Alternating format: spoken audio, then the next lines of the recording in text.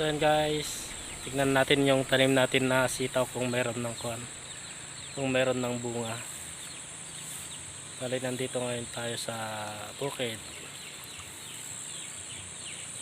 Bali yan guys, nakikita ko na meron na siyang bunga.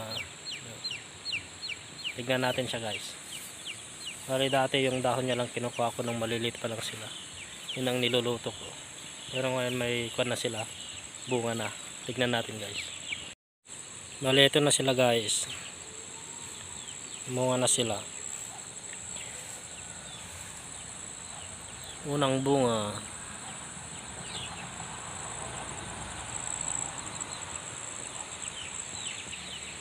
Bali ito guys, ang daming bunga. Yun, hanggang doon sa gilid doon. Pasyalan natin guys. Daming bunga.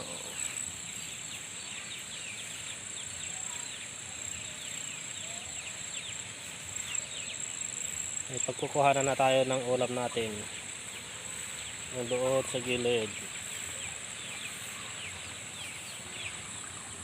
Ito guys. Meron din mga malapit ng tumigas. Pang binhi. Kali sa tabi lang ng pispan nito guys.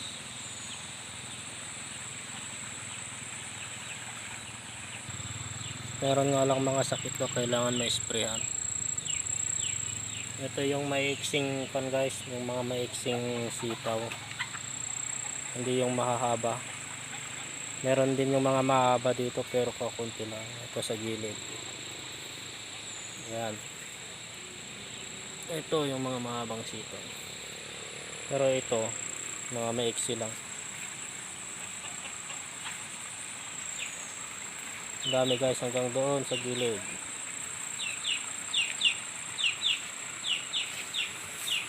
Ito. Meron din tayong mga malunggay dito. Mga kasaba. Kamoting kahoy.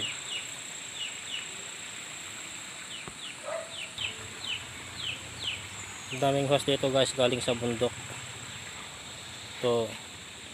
Galing pa doon sa taas ng bundok. Papunta dito sa amin sa mga bahay-bahay. Ayan yung kalsada.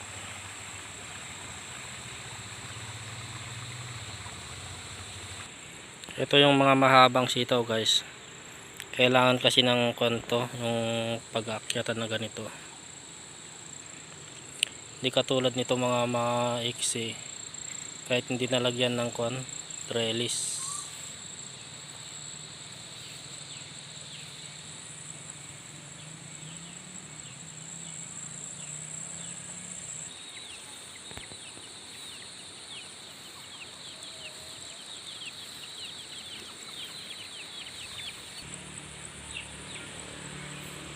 Dito guys, paikot dito sa may fish pond. Yun. Meron din tayong sili dito.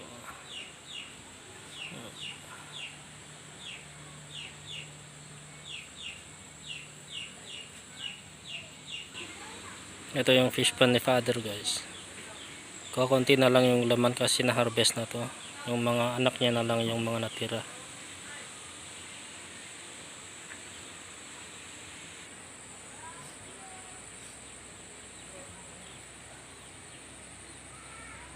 Yun, puro bundok paligid dito sa amin. Ito naman yung sa kabila, napaikutan ng bundok guys, hanggang doon sa kabila. Kahit saan ka humarap dito guys ay bundok.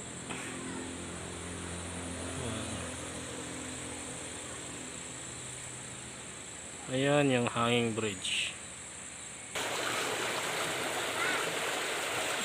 Yan guys, meron din kaming mga sayote dito.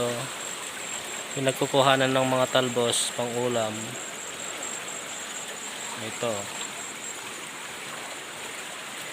Balik kalsada na yan guys.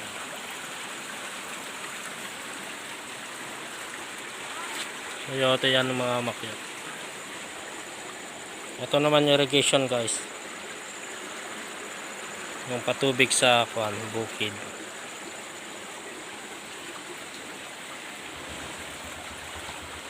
Ito guys, pwede na namang kunin pang ulam. Mga talbos niya. Namunga na to dati guys, pero natigil na naman yung pagbubunga niya.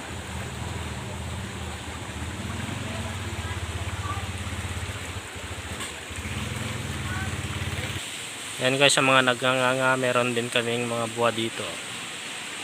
May mga bunga na siya, hinog na. Yun.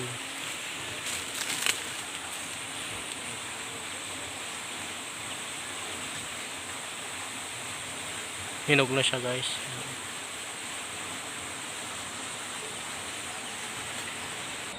Ito naman guys yung puno ng lansones natin. Dito lang sa tabi ng bahay namin. Meron na siyang nagsisimula na siyang mamunga guys.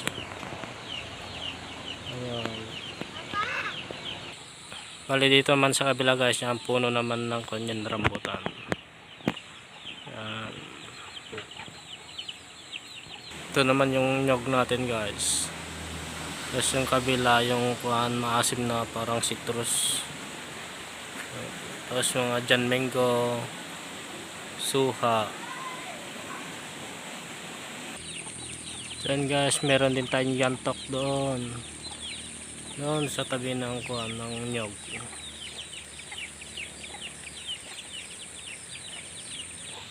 Bale ito guys yung yantok. Nandoon yung puno niya. At pakyat dito sa may puno ng Jan Mango. Ito siya guys. Meron din tayong kamyas doon. Yun, medyo malayo. Yun. May bunga na siya guys. Yun. Ang asim sa mga ulam. Ito rin yung bukid natin guys. Ready na siya para sa sabog tanim. Hindi siya yung mano-manong guys na tinataniman. Bali sabog tanim daw ang gagawin nila dito. Mas tipid. Hindi katulad doon na mano-manong tinanim ng tao. Dito isasabog tanim daw nila. Ayan guys, hanggang dito na lang. Salamat sa